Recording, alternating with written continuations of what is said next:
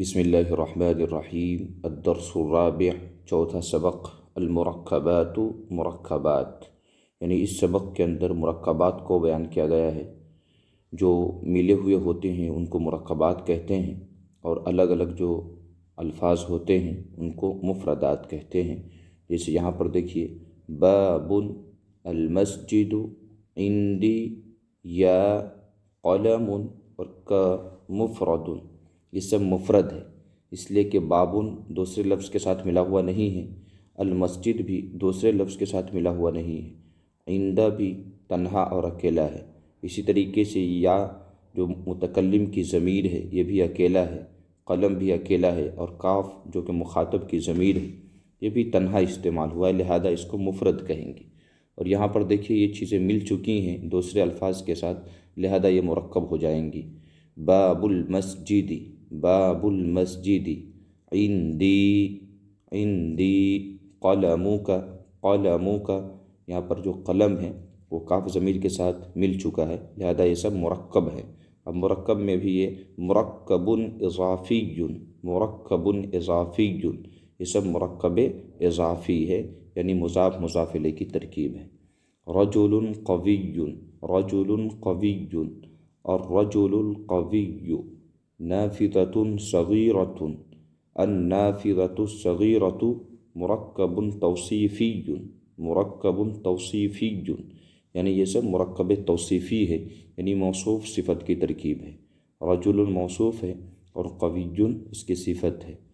اگر موصوف نکرہ ہو تو صفت بھی نکرہ آتی ہے، اور موصوف معرفہ ہو تو صفت بھی معرفہ آتی ہے، جیسے یہاں پر الرجل القوی ہے۔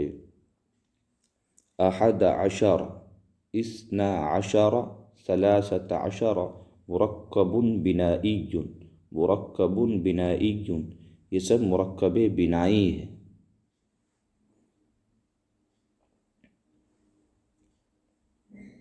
هذا الزهر، هذا الزهر، ذلك الباب، هذه النافذة، هذه النافذة مرکب اشاری، یہ سب مرکب اشاری ہے، یعنی اس میں اشارہ اور مشار الیہ سے جو مل کر کے مرکب ہوتا ہے اس کو مرکب اشاری کہتے ہیں۔ جیسے ھذا الزہر میں ھذا اس میں اشارہ اور الزہر مشار الیہ ہے۔ ذالک الباب میں بھی ذالک اس میں اشارہ اور الباب مشار الیہ، ترجمہ کریں گے وہ دروازہ، ذالک الباب وہ دروازہ، ھذہ النافذۃ یہ کھڑکی، یہ کھڑکی، تو یہ سب مرکب اشاری ہیں۔ باب المسجد رجل قوی، رجل قوی، احد عشر، ھذا الزہر مرکب ناقص، یہ سب مرکب ناقص ہے۔ مرکب ناقص اس مرکب کو کہتے ہیں کہ جب بولنے والا بول کر کے خاموش ہو تو سننے والوں کو کوئی بھی خبر یا طلب معلوم نہ ہو، یعنی جس کو ہم جملہ غیر مفیدہ یا مرکب غیر مفید جسے ہم کہتے تھے وہی ہے یہ۔ مرکب اضافی ہو یا مرکب توصیفی ہو یا مرکب بنائی ہو یا مرکب اشاری ہو، یہ سب کے سب مرکب ناقص ہیں حقیقت میں۔ الدرس سہل، سبق آسان ہے، الدرس سہل سبق آسان ہے۔ خالد جالس، خالد بیٹھا ہوا ہے۔ وقف القطار، ٹرین رک گئی، وقف القطار ٹرین رک گئی۔ مرکب مفید، یہ سب مرکب مفید ہیں، یہ سب مرکب مفید ہیں، اس لیے کہ یہ پورا سینٹنس اور جملہ ہے۔